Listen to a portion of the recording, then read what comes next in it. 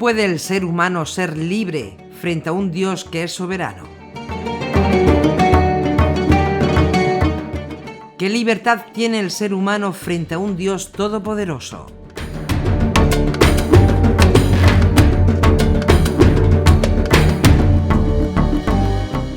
Una de las mejores respuestas a esta pregunta la dio el rabí Akiva.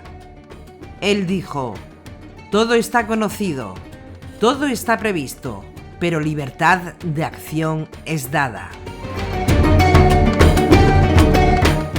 Cuando un ser humano entra en el camino de la obediencia, mientras más difícil te sea guardar un mandamiento, más te elevas, más te acercas a Dios, porque según el esfuerzo es el premio.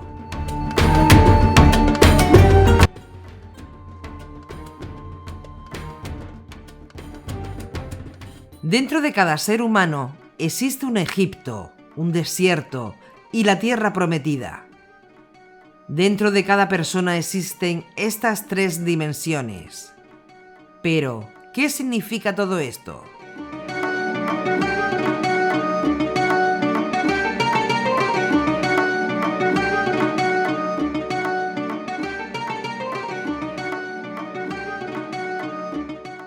Significa que cada persona pasa por esas tres etapas.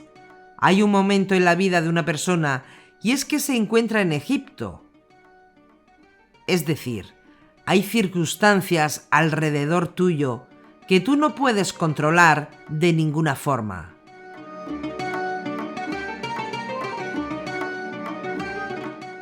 Te sientes como un esclavo en Egipto, totalmente confundido, totalmente acorralado y sin ningún tipo de esperanza. Y en un momento dado, Dios te sacó de ahí. El llamado a cada persona es diferente, pero en un momento dado, para salir de Egipto, te tiene que llegar la palabra. Nosotros no sabemos cómo te llegó, pero sí quién lo causó.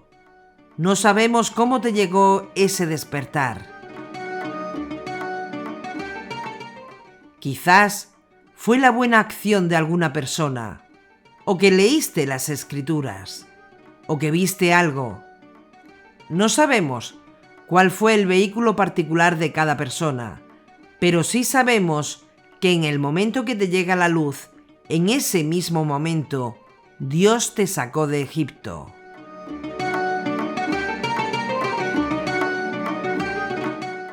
Dios te saca de la esclavitud, donde no tenías libertad, ni esperanza, ni promesas, ni Dios en el mundo. Pero ojo, después de salir de la esclavitud, todavía no llegas a la tierra prometida. Después de Egipto, viene el desierto.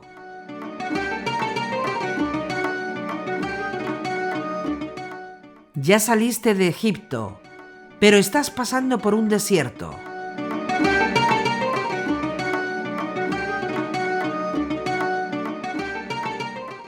En el desierto, hay momentos cuando obedeces a Dios y hay momentos cuando desobedeces.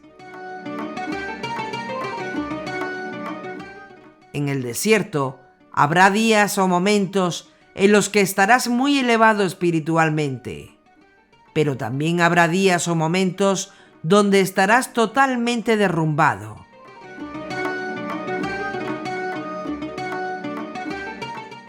En el desierto, hay momentos en los que pareciera que deseas volver a Egipto, a la esclavitud. Y hay momentos en los que pareciera que la tierra prometida te queda demasiado lejos. Y una persona en el desierto vive en esa lucha, en esa tensión y en esa batalla. La mayoría de nosotros hoy en día vivimos en el desierto, en esa lucha, en esa tensión. ¿Y qué aprendemos de esto? El mensaje de la Torá es que el siervo hebreo solamente puede servir 6 años. Al 7º año sale libre. El significado de 6 años, proféticamente hablando, son 6.000 años de historia. 1.000 años por cada año que va a tener la humanidad, y después la llegada de la edad mesiánica, el séptimo día, el Shabbat, el año de remisión. En otras palabras, durante 6 años, que son 6.000 años proféticos, el hombre está teniendo la oportunidad de servir al Creador como un siervo a su Señor. Y ahí están tus batallas, ahí están tus luchas. Pero la Torá nos promete que finalmente va a llegar la edad mesiánica, representada en el 7º año, que es el 7º milenio.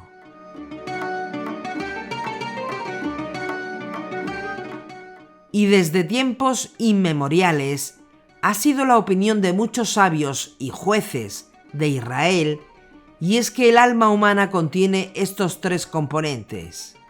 El desierto, que representa un periodo fuera de Egipto, pero que está cargado de miedos, está cargado de desafíos, de dificultades en el camino.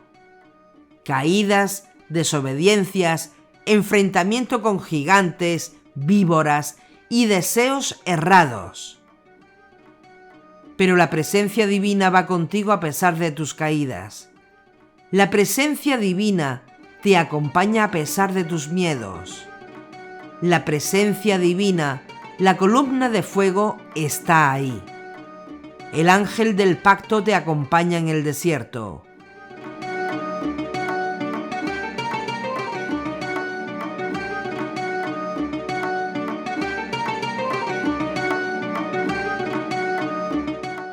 De hecho, dicen los sabios que este ángel que menciona la Torá, que no le desobedezcas porque mi nombre está en él, es Metatrón. Es interesante que la palabra Metatrón, la gematría es 314. Y si buscas en la Torá una palabra que tenga ese mismo número, hay una sola que lo tiene, y es Shaddai. Mi nombre está en él. Shaddai es la figura de una madre que amamanta a su hijo con su propia leche. Y ese es el mensaje, que a pesar de tus miedos, de tus batallas, de tus errores, de tus caídas, a pesar de todo eso, Dios va contigo como una madre que te pone el pecho para alimentarte en el camino.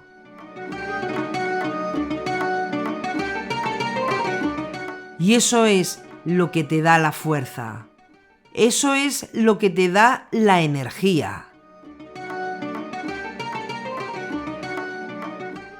La presencia divina que nos acompaña en el desierto. Y la tierra prometida es el lugar de nuestro descanso final. El descanso final del alma, la edad mesiánica, es donde finalmente el alma va a alcanzar la liberación total de las influencias, las fuerzas del mal, donde va a elevarse y obtener su máximo potencial y de revelación completa de la gloria de Dios.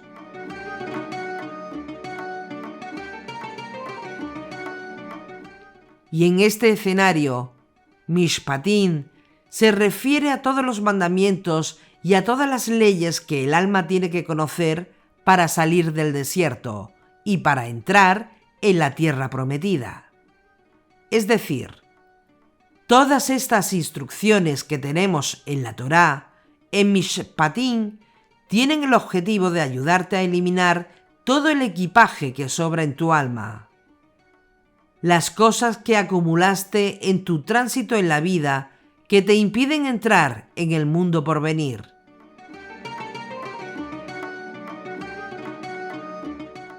En otras palabras, tenemos delante 6.000 años de pruebas, 6 años de servicio, 6 días de la semana donde nos ocupamos de las cosas terrenales. Pero a todo esto, siempre te va a seguir el Shabbat. el séptimo milenio, el séptimo año, el séptimo día. Y cuando llegues a ese séptimo milenio, el siervo tiene que ser liberado.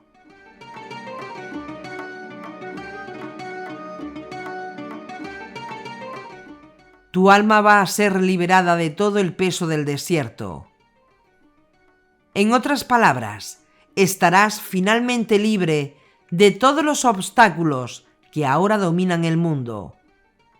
Que así como Mishpatim exige que haya compensación justa, tu alma tiene derecho a compensación justa.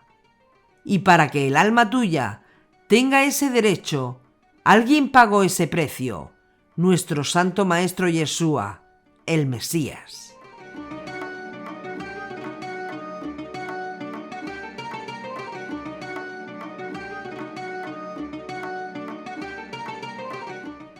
De acuerdo a Isaías 60, 15, 16, ¿quién es el Redentor y Salvador de Israel?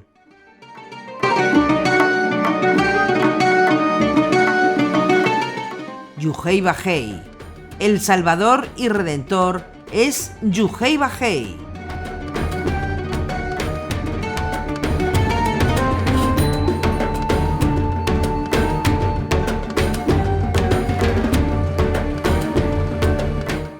Por tanto, Moisés y Yeshua fueron agentes de Dios en la redención.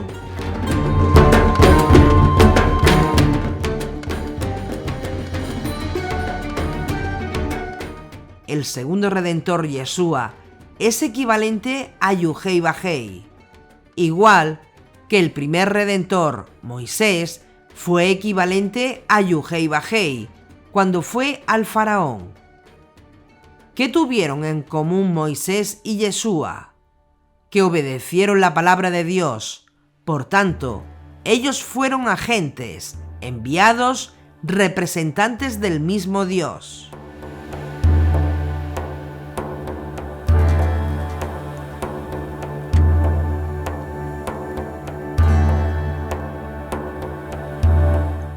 Moisés nos enseñó que la Torá tiene una función primaria: traer vida a aquellos que la obedecen.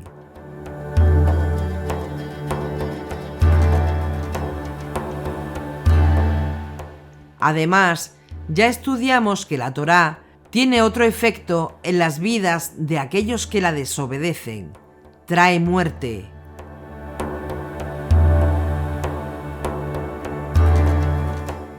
Desafortunadamente, ya que la mayoría de creyentes cristianos no tienen un fundamento apropiado de Torá, ellos leen pasajes de Pablo de Tarso, aparentemente en contra de la Torá, y asumen que estos pasajes caracterizan la Torá. Además, ellos no entienden el propósito primario de la Torá. Por tanto, ellos leen estos pasajes y llegan a la conclusión que la Torá fue gravosa, negativa o una carga pesada.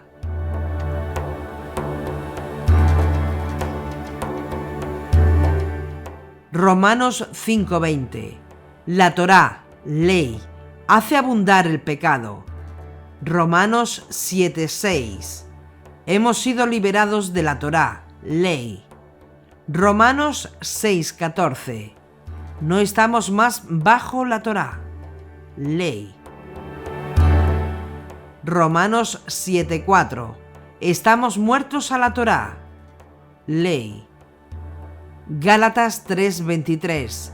Estábamos confinados bajo la Torá, ley. Segunda de Corintios 2, 14, 4.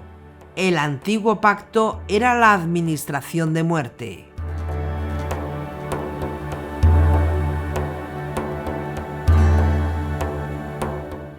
Para alguien que entiende la función primaria de la Torá, dar vida a aquellos que la obedecen, estos versículos obviamente no caracterizan la función de la Torá en la vida de alguien dedicado a seguir los mandamientos. Mitzvot.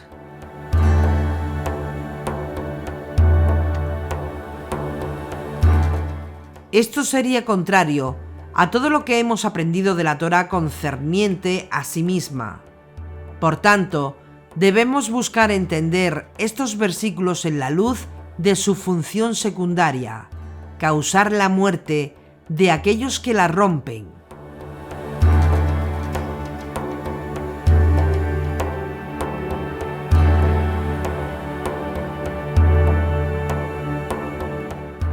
En Romanos 5:20, Pablo introduce una función, propósito de la Torá, que es realmente peculiar.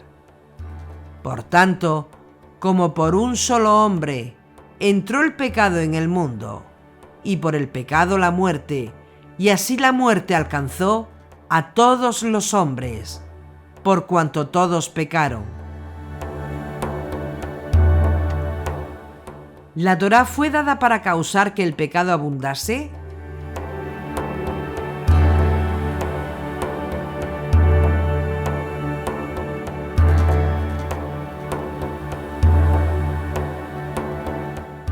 Seguramente este inusual propósito para la Torá necesita aún más investigación y clarificación.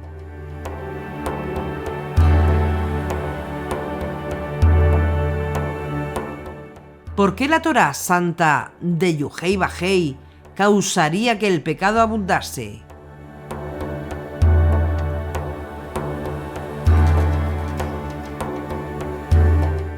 Pablo se aparta de su camino para explicar el quién, qué, cuándo, dónde, por qué y cómo de esta función particular de la Torá en Romanos capítulo 6, 8.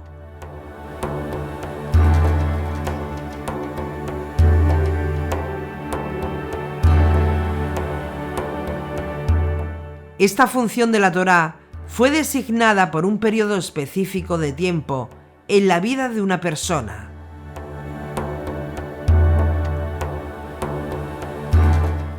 Pablo es muy específico en definir cuando la Torá tiene esta función en la vida de una persona. En Romanos 7:5, Pablo declara que las pasiones pecaminosas son levantadas en una persona cuando está en la carne.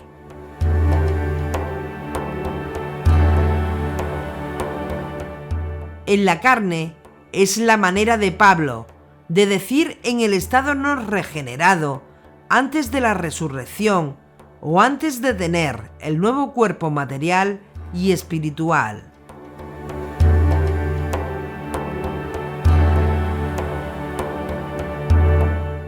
Efesios 2, 1-3 muestra esto perfectamente.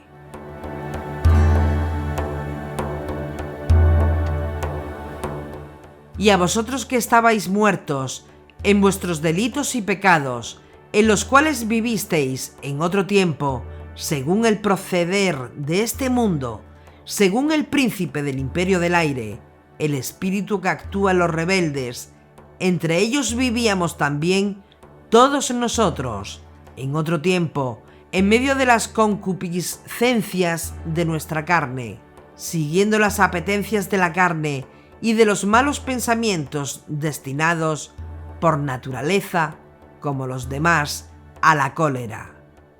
Efesios 2, 1-3.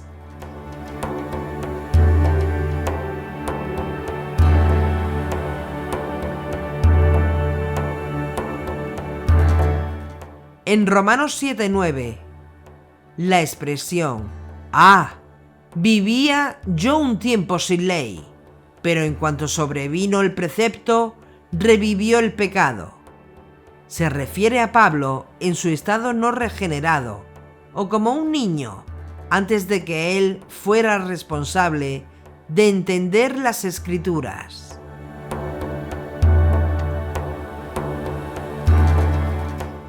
Romanos 6, 17-18 declaró que éramos esclavos del pecado, tiempo pasado. Claramente, él habló sobre un tiempo antes de la regeneración.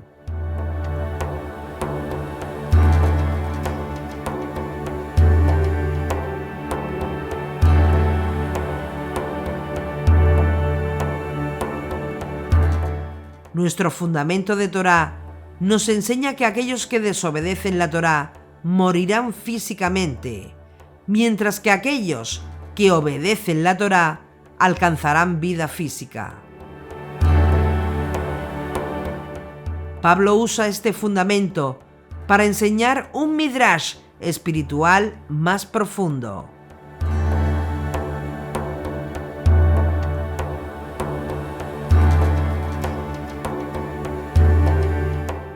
Él simplemente muestra que la Torá tendrá un efecto negativo, causando que el pecado abunde en las vidas de aquellos que la desobedecen, aquellos que no están regenerados.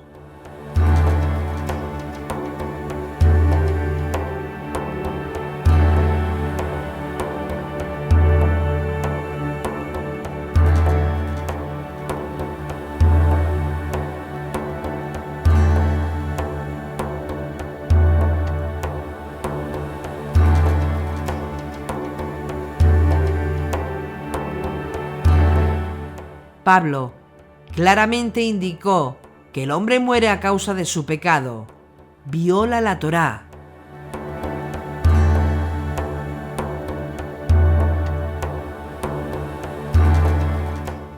La Torá causa que el pecado abunde en el hombre no regenerado, aun si él trata de obedecerla, especialmente como un medio de salvación, como el legalismo.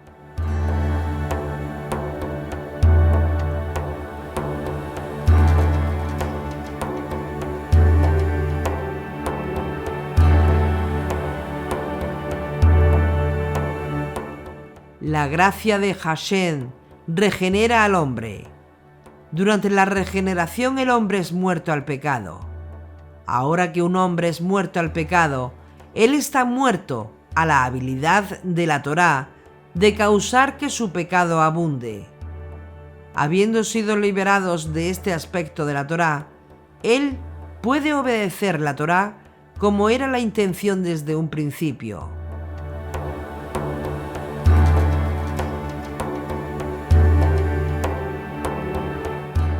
Más al presente, hemos quedado emancipados de la ley, muertos a aquello que nos tenía aprisionados, de modo que sirvamos con un espíritu nuevo y no con la letra vieja. Romanos 7:6.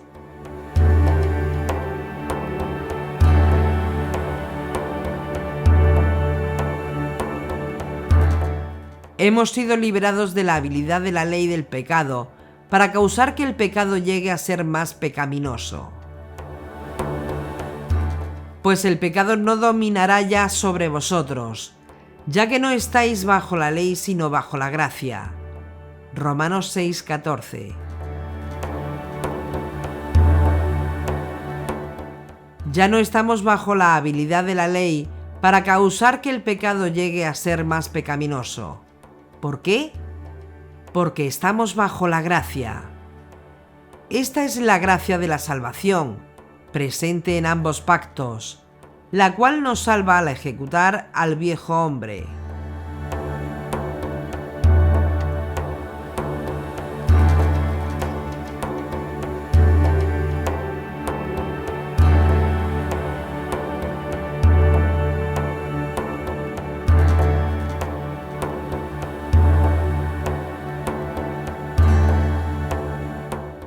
Esto nos separa del pecado, haciéndonos una nueva creación que puede vivir por el Ruaj, el espíritu de Elohim, nuestro Dios, mientras Él lo llena con vida de resurrección que aún se extiende a nuestros cuerpos mortales.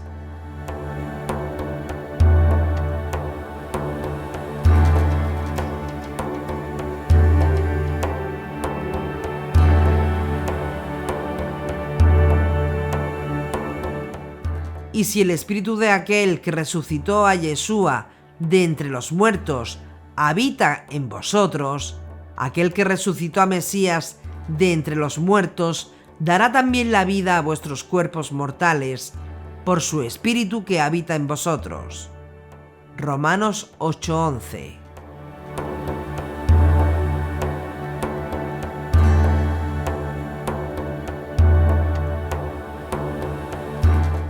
Hemos muerto a la habilidad de la ley de causar que el pecado llegue a ser más pecaminoso. ¿Por qué? Porque mediante el cuerpo del Mesías nos identificamos con su muerte y a través de la muerte también de nuestro viejo hombre. Además, es mediante el cuerpo del Mesías que nos identificamos con su resurrección, a través de nuestra resurrección a vida nueva por el Espíritu. Es decir, somos libres de la ley. El pecado no puede usar la Torá para causarnos y producir más fruto para la muerte. Las pasiones pecaminosas no pueden ser más levantadas por la Torá, porque ahora somos nuevas creaciones en Mesías.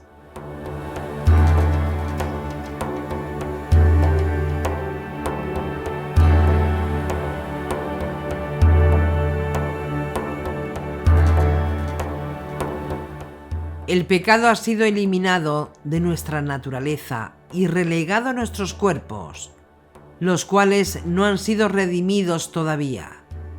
Sin embargo, por medio del Espíritu, podemos crucificar la carne con sus deseos.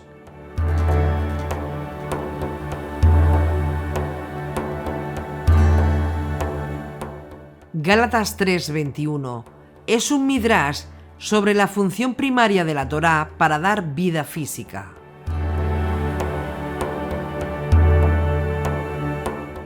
Entonces, ¿para qué la ley?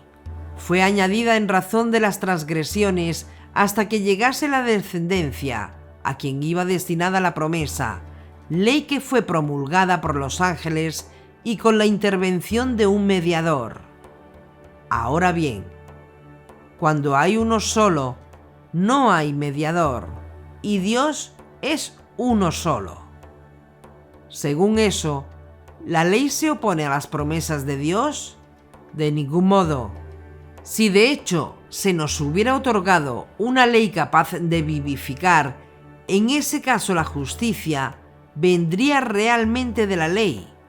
Pero, de hecho, la Escritura encerró todo bajo el pecado, a fin de que la promesa fuera otorgada a los creyentes mediante la fe en Yeshua HaMashiach. Y así, antes de que llegara la fe, estábamos encerrados bajo la vigilancia de la ley, en espera de la fe que debía manifestarse. De manera que la ley ha sido nuestro pedagogo hasta Mesías, para ser justificados por la fe. Mas una vez llegada la fe, ya no estamos bajo el pedagogo, pues todos sois hijos de Dios por la fe en Mesías Yeshua. En efecto, todos los bautizados en Mesías os habéis revestido de Mesías. Ya no hay judío ni griego, ni esclavo ni libre, ni hombre ni mujer, ya que todos vosotros sois uno en Mesías Yeshua. Y si sois de Mesías, ya sois descendencia de Abraham, herederos según la promesa. Gálatas 3, 19-29.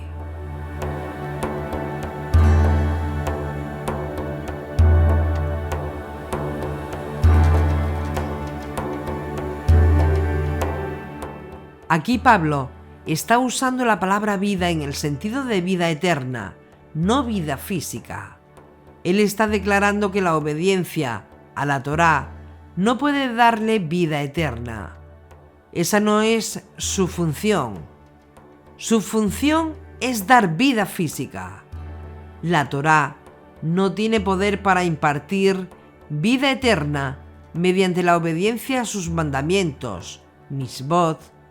Sin embargo, ella puede conducirle a la vida eterna, la cual es otra de sus funciones.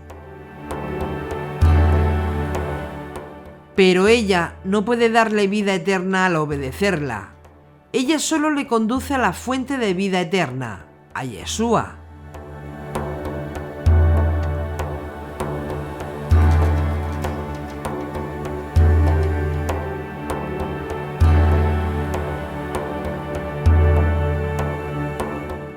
En 2 Corintios, Pablo simplemente está declarando que la Torá era la administración de la muerte hacia los no creyentes. ¿Por qué? Porque ella no puede darles vida eterna. Ella solo los condena. Por tanto, él contrasta la administración de la Torá con la administración del Espíritu. La administración del Espíritu es una que da vida al pecador. Solo en ese sentido, el antiguo pacto es un ministerio de muerte. Recuerde, el Espíritu puede llevar a un pecador al arrepentimiento. La Torá solo puede señalarles su pecado, condenarles si ellos continúan desobedeciendo y señalarles hacia la fuente de vida eterna. El Espíritu, de hecho, puede llevarlos a la vida eterna. En el primer Shavuot, 3.000 personas murieron. En el Shavuot de Hechos 2, a 3.000 personas les fue dada vida. El Espíritu hizo algo a los 3.000 pecadores de Hechos 2 que la Torá no podía hacer por los 3.000 pecadores del incidente del becerro de oro. Estos dos escenarios son una perfecta ilustración del ministerio de condenación, trabajando en contra de los pecadores cuando ellos vienen a la Torá, y una perfecta ilustración del ministerio de vida por el Espíritu, quien puede traer vida a los mismos pecadores que la Torá condena.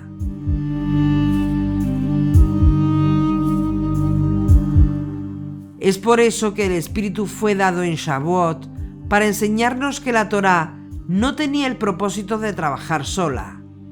Siempre ha sido la intención de Dios que la Torá y el Espíritu trabajen juntos. Pero el Espíritu no podía ser derramado hasta que la obra del Mesías hubiera sido terminada.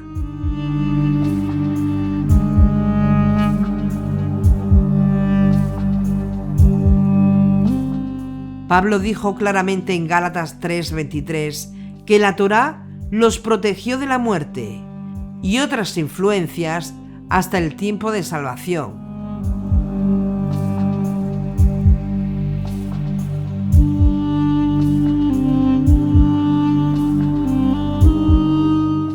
Esta es su función, asegurar que tengamos vida física, mostrarnos al Mesías para llevarnos a la vida eterna, el Padre. Por lo tanto, la Torá nos muestra el camino de la misericordia, la verdad y la vida.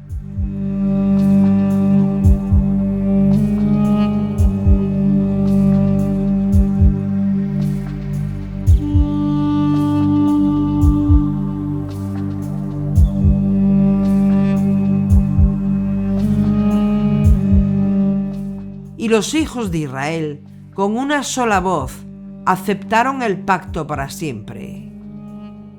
Los hijos de Israel respondieron delante de Moisés.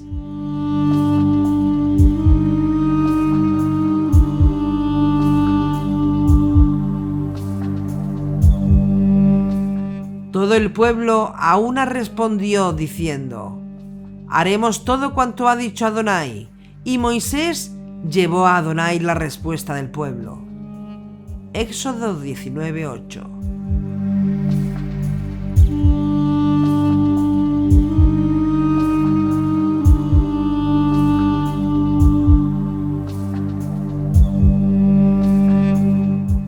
Por orden de Dios, nos dice la Torá, Moisés, su hermano Aarón, Nadab y Abiú, junto con los 70 ancianos, incluyendo Ur, el sobrino de Moisés. Después de ser convocados, subieron al monte y tuvieron una visión mística de la presencia divina. Después del descenso, Moisés fue convocado para recibir las 2 tablas de la ley, los 10 mandamientos, para que fuesen enseñados al pueblo. Después de eso, Moisés subió al monte Sinaí, que está rodeado de una nube, penetró en la nube y permaneció en la presencia divina, en la cima de la cumbre del monte Sinaí, por 40 días y por 40 noches.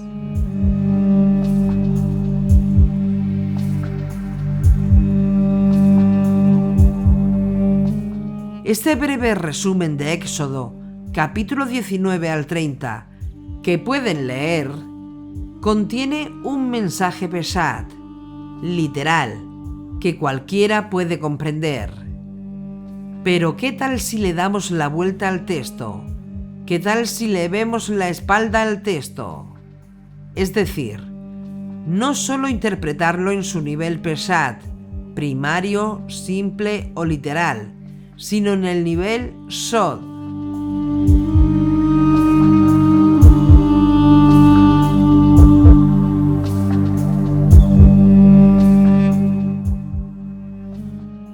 El nivel espiritual, místico y profético. ¿Qué encontramos detrás del texto? Porque si lo miramos por delante en un nivel gramatical, literal, trata de ciertas acciones y sus efectos en el mundo físico donde nosotros vivimos. Por ejemplo, algo que es dejado en custodia bajo dos condiciones diferentes como las que se presentan en esta parte de la Torá, ya sea custodia gratuita o ya sea custodia pagada. Dependiendo de si la custodia es gratis o si la custodia es pagada, así van a ser los efectos en el mundo físico. Pero al mismo tiempo, esto que sucede en el mundo físico tiene un impacto del mundo espiritual. En otras palabras, estamos tratando aquí con las causas y efectos que tus acciones y mis acciones tienen en la dimensión espiritual de la existencia.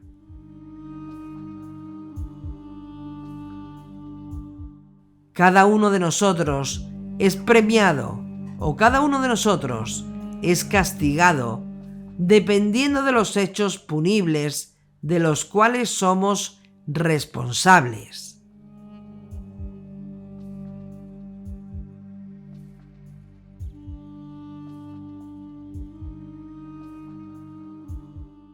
Por la enseñanza de nuestros tzadikín, sabemos que los reinos de este mundo están bajo el dominio del Yeser Hará. Nuestros sabios nos enseñan que en el mundo entero, esta edad presente completa está bajo el maligno, está bajo el dominio del Yeser Hará, y que el Hasatán es la fuerza negativa que actúa detrás de los reinos de este mundo. Cuando nosotros nacemos en este mundo, nacemos dentro de un sistema que está dominado por estas fuerzas de oscuridad. Y mientras estemos en este mundo bajo el dominio del Yeser Hará, la mala inclinación, tenemos que tratar de entender cuáles son las reglas del juego y aprender a movernos dentro de las reglas de este juego para nuestro bien, porque de lo contrario, tú puedes ser atrapado por el sistema. ¿Cómo podemos salir ilesos en un mundo que está bajo el dominio de las fuerzas del otro lado?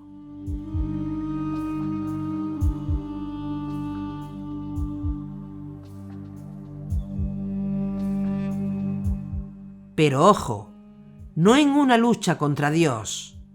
No malinterpreten con doctrinas de otros lugares. Esa es la espalda del texto, de esta parte de la Torá que estamos estudiando ahora. ¿Cómo tú puedes salir ileso? ¿Cómo puedes sobrevivir en un sistema que está bajo el dominio de las fuerzas del otro lado?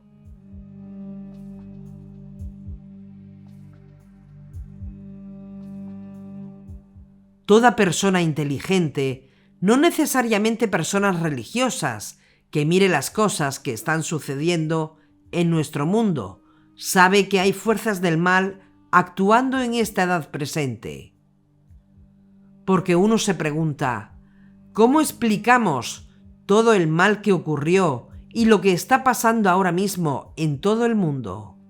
Asesinatos, violaciones, y no solo de adultos, sino de niños, robos, acusaciones falsas, estafas, engaños masivos, prostitución, secuestros y un sinfín de cosas.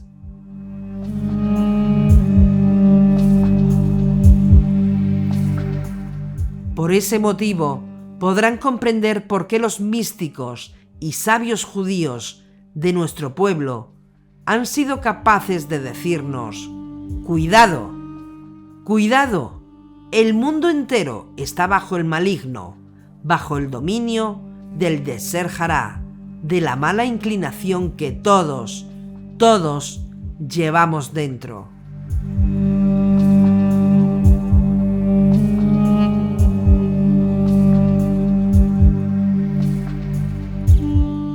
La Torá, en Éxodo 19 en adelante, trata de ciertas leyes que a nivel Peshat tienen que ver con la esclavitud. ¿Cómo tratar casos de esclavos?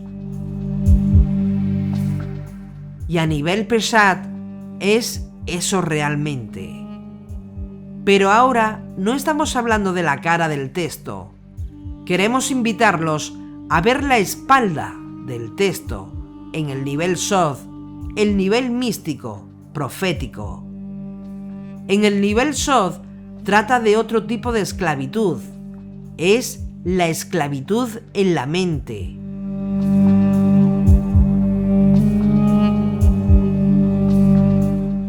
La esclavitud del yo integral de la persona que se está desmoronando dentro del hombre. El yo integral de la persona que se está desmoronando dentro del hombre. Y para poder contrarrestar esta realidad del Yetzer Hará, el Eterno nos ha dado un espíritu dentro de nosotros, una dimensión espiritual, un alma.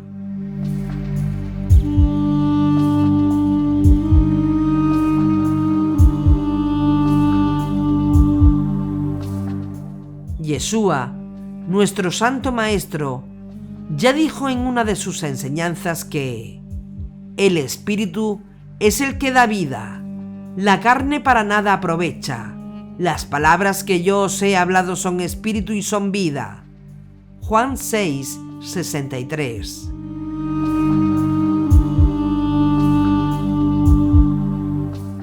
Y porque así dice el proverbio, aférrate a la Torá, no la sueltes, guárdala, porque ella es tu vida. Proverbios 4:13.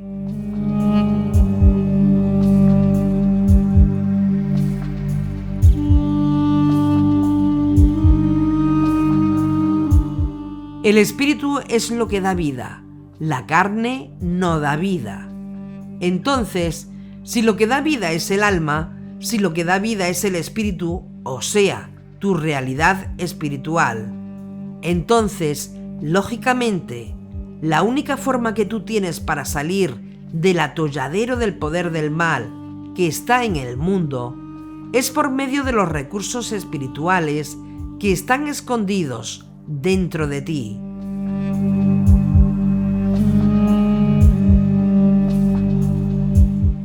¿Por qué tú fuiste engendrado?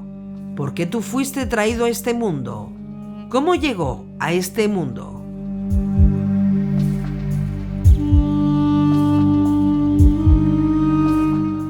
Llegó a este mundo con dos cosas. Primero, trajo consigo todo el ADN de sus ancestros, con toda la carga genética de tus dos progenitores anteriores. En otras palabras, venimos a este mundo con toda esta carga a cuestas. Y por eso tenemos la ley de los esclavos en la Torá.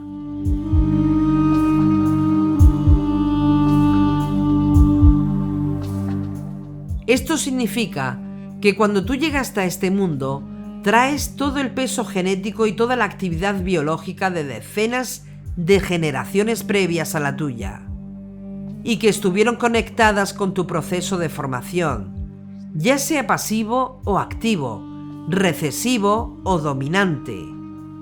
O dicho de otra manera, ya vienes al mundo con una carga generacional a cuestas de varias generaciones previas de donde tú vienes genéticamente hablando. Y todo ese equipaje genético, acumulado por varias generaciones, te pasó a ti cuando tú fuiste formado. Tú no puedes hacer nada respecto a eso. Venimos así.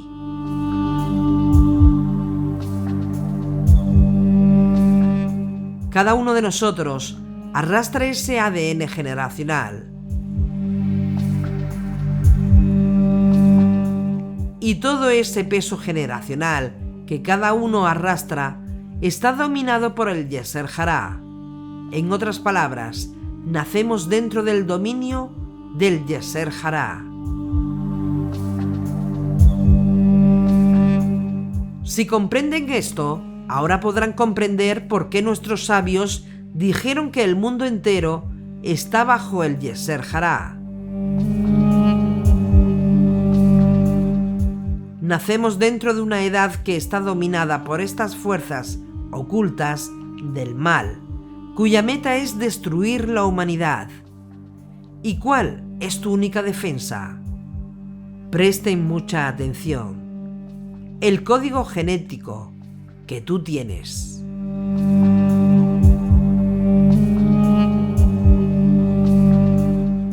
Tú llegaste a ese mundo porque el Eterno te dio un código de sobrevivencia. Y ese código es tu alma. Vamos a explicarlo. Cuando ocurre la eyaculación dentro de la mujer, comienza una carrera de millones de espermatozoides, donde solo uno de ellos podrá penetrar la membrana exterior del óvulo y producir eso que llamamos fecundación. Lógicamente, si un solo espermatozoide es lo que fecunda, ¿por qué necesitamos millones? La idea no es que el más fuerte es el que llega, como enseñaba Darwin en una época, la ley del más fuerte. Esa no es la idea. La idea es que cuando Dios quiere traer un alma al mundo, marca un solo espermatozoide para un momento, un día, un instante. Lo marca como un código, y ese es el único código que puede penetrar la membrana del óvulo y fecundarlo. Cuando millones de espermatozoides son lanzados por el canal vaginal y se encuentran con un óvulo, lo rodean. Comienzan a segregar una enzima, la enzima hialuronidasa. Y esa enzima está en la cabeza de cada espermatozoide, no marcado sin el código. Millones de espermatozoides rodean el óvulo femenino y empiezan a segregar esa enzima para ablandar la puerta de entrada. Una vez que ablandan la membrana exterior del óvulo, detectan la entrada y entonces el espermatozoide que está codificado por Dios penetra y fecunda. Una vez que penetra, se cierra la entrada y el resto de los espermatozoides mueren inmediatamente porque cumplieron su misión. El único que sobrevive es el que lleva el código de Dios. Revela el código de entrada y lo pasa. Es el único espermatozoide de los millones que fueron lanzados, el que está marcado con el código de entrada. Y para eso se requieren millones de espermatozoides. Así que estos millones no son diseñados para fecundar. Para fecundar es diseñado exclusivamente uno, que Dios marcó. ¿Cuántos espermatozoides son requeridos para proteger al único espermatozoide que lleva el código para descubrir esa puerta de entrada del óvulo por donde él debe penetrar y fecundar?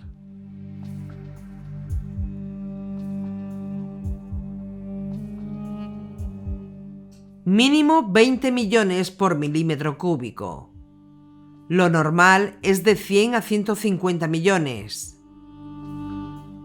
En otras palabras, de todos los 150 millones de espermatozoides que fueron lanzados años atrás, tú fuiste el único a quien la sabiduría divina dio el código para que llegues a ser la persona que eres.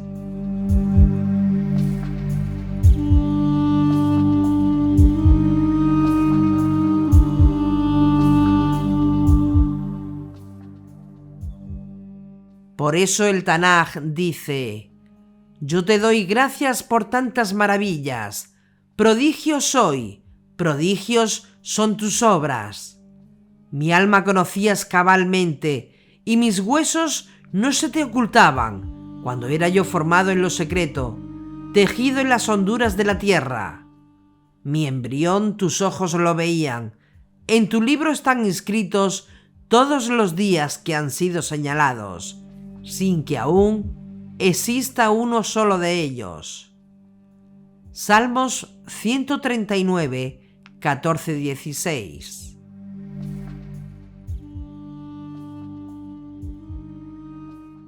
A los 18 días de la fecundación, parte del código único y exclusivo que te dieron, la sabiduría divina sopla en ti aliento de vida, y te conviertes entonces en un hombre, un ser humano viviente.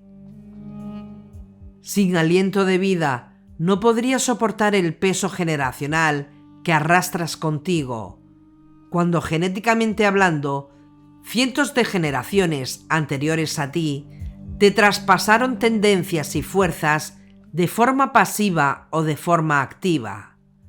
Y por eso es que Dios te dio un código, y ese código está contigo desde el mismo momento de tu fecundación.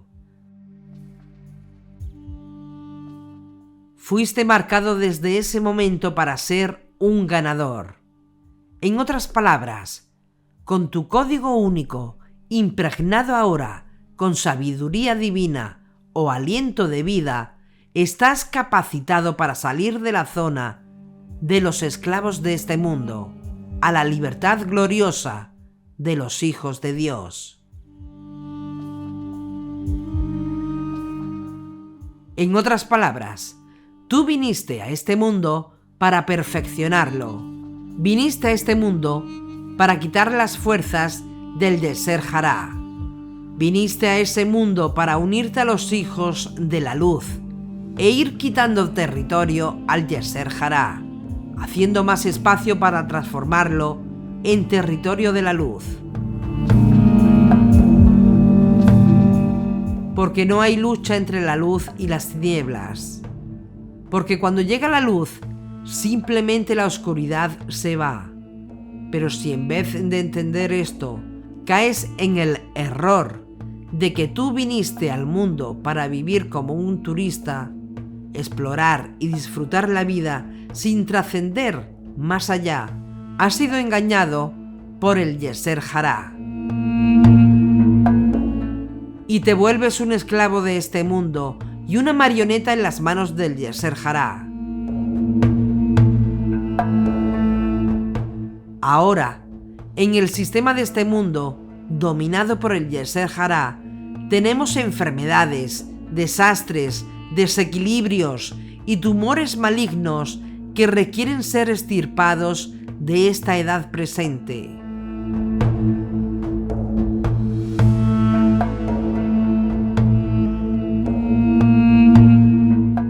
En este mundo hay un enorme tumor cancerígeno y por todos lados se observa su acción.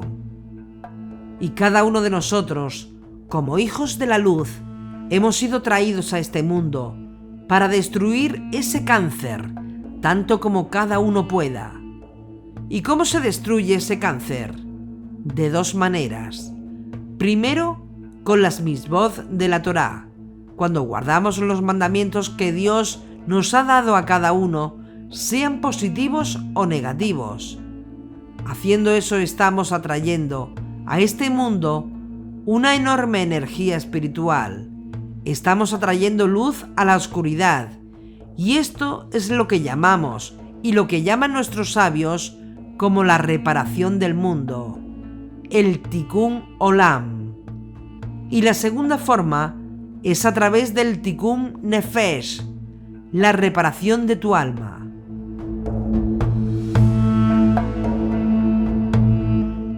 Como tu alma viene al mundo arrastrando este enorme peso de generaciones pasadas, como ya explicamos, y con la finalidad de salir de la acción de Hasatán, dominando en esta edad presente, requerimos Tikkun Nefesh, la redención del alma. Tienes que pasar de una vida a otra, de una predisposición generacional previa, sea recesiva o dominante, a una nueva, con la finalidad de liberarse de las cargas que opriman tu alma en silencio.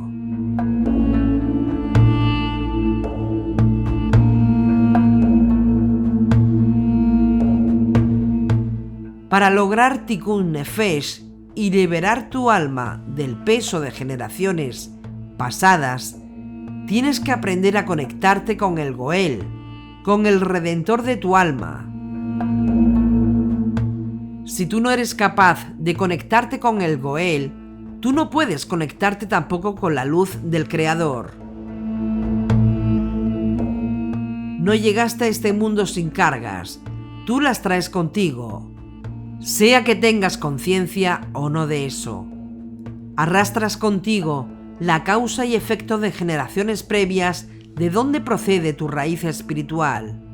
Y por eso es que el mundo está bajo el maligno y tú no eres la excepción. Y para liberar tu alma de esas cargas generacionales que te acosan sin saber por qué, tú tienes que trabajar en estas dos áreas: Tikkun Olam, la reparación del mundo, y Tikkun Nefesh, la reparación de tu alma.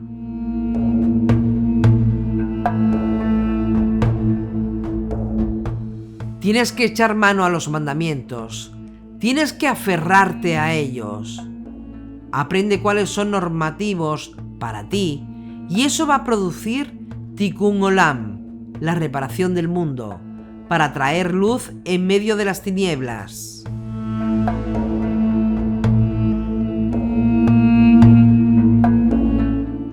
Y segundo, tienes que echar mano del Tikkun Nefesh, es decir, ese proceso de reparar tu alma.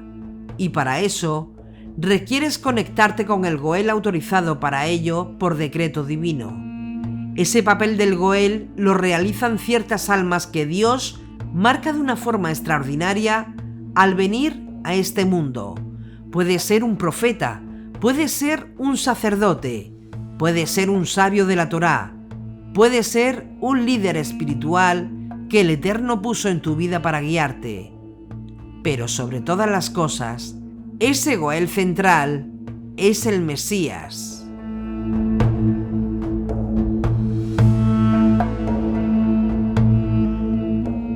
El Goel, el Redentor, prometido a los hijos de Jacob, según el profeta Isaías.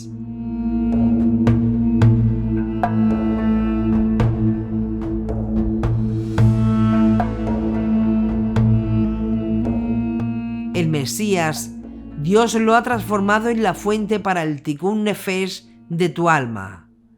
Si tú te conectas con el Mesías y experimentas esto, entonces vas a entender lo que significa Egipto en nuestra alma. Pero si tú no te conectas con el Mesías, no podrás liberar tu alma del peso que la agobia.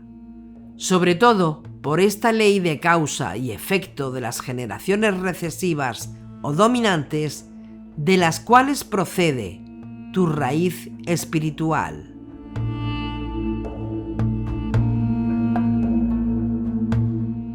Cualquier tendencia tuya que va contra la Torá es un peso que estás arrastrando de alguna raíz espiritual del pasado.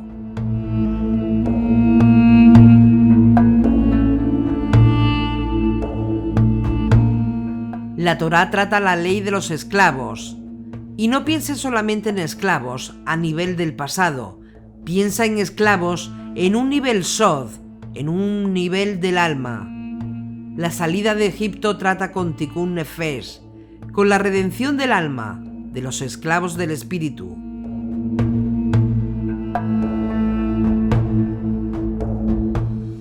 Mientras tú no entiendas esto y comprendas que dentro de ti tienes un código único para sobrevivir y que tú has sido marcado para lograr estas dos cosas, Tikkun Olam y Tikkun Nefesh, tú siempre vas a ser una víctima del sistema. En Egipto, esclavo y no libre. Y para iniciar ese proceso de reparación del mundo y de tu alma, tú necesitas estas dos cosas: los mandamientos de la Torá y tu conexión con el Goel. Porque si no te conectas con la energía de la vida anterior del Mesías, por cuya genética a nivel del espíritu tú fuiste creado, tú no te puedes conectar con la luz del Boré Olam, el creador del universo.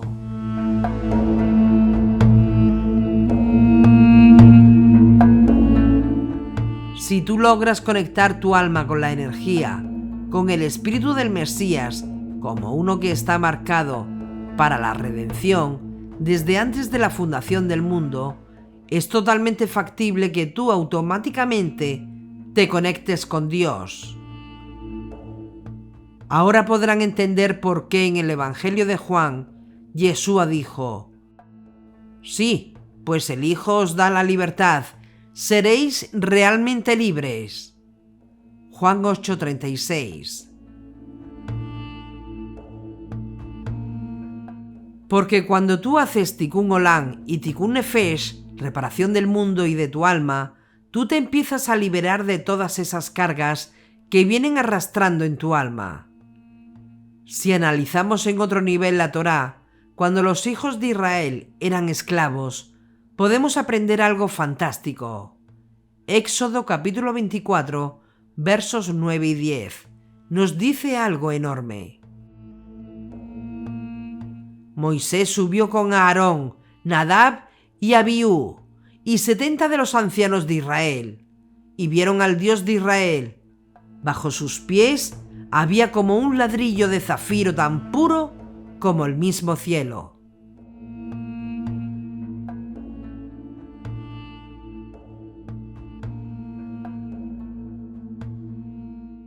Observen que Moisés, su hermano Aarón y sus hijos Nadab y Abiú, junto con los 70 ancianos, vieron al Dios de Israel, no al Eterno, a Hashem, a quien nunca nadie ha visto. Pero vieron al Dios de Israel, vieron al Elohim de Israel, es decir, la gloria del Eterno. ¿Y cómo lo vieron? Dice la Torá que bajo sus pies había la semejanza de un ladrillo de zafiro y que su pureza era como la esencia de los cielos. ¿Por qué el ladrillo? Recuerden que hubo una época cuando los hijos de Israel fueron esclavos en Egipto. ¿Y en qué consistía el trabajo? En hacer ladrillos de barro. Pero cuando fueron liberados de la esclavitud, del ladrillo de barro, mediante el Goel, el Redentor, que el Eterno envió, Mosé, ¿qué pasó con el ladrillo de barro? Se convirtió en ladrillo de zafiro. ¿Cómo fue posible esta metamorfosis? ¿Cómo fue posible esta metamorfosis?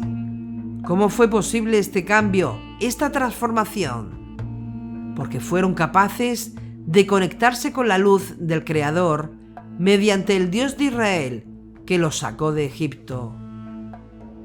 Y en hebreo, lo que traducimos como ladrillo de zafiro, en gematría tiene un valor de 837. Ladrillo es 30 más 2 más 50 más 400. Y zafiro es 5 más 60 más 80 más 10 más 200, lo que suma 837. 837 se puede reducir a 8 más 3 más 7, que es igual a 18.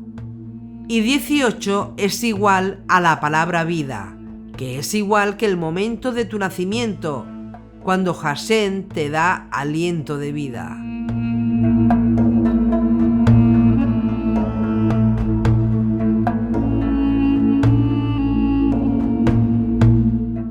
El ladrillo de barro, que representa el peso de arrastre que tú traes en tu alma, al ladrillo de zafiro, que representa la rectificación de tu alma, tú encuentras ahí el proceso de tu propia corrección del alma, de tu propia libertad, de tu propia liberación.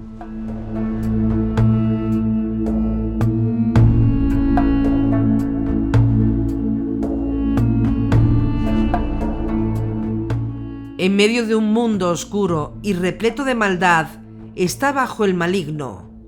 Solo que ahora, más que nunca, el ladrillo de zafiro, el ladrillo de la redención, el Tikkun Olam y el Tikkun Nefesh está disponible para todos.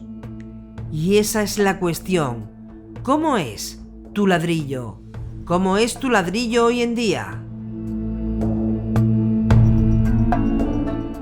¿Estás todavía produciendo ladrillos de barro o estás disfrutando la conexión con el ladrillo de zafiro? ¿En qué mundo estás?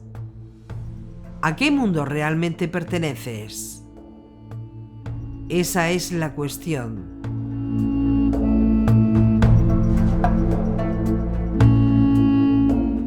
El tiempo se ha cumplido y el reino de Dios está cerca.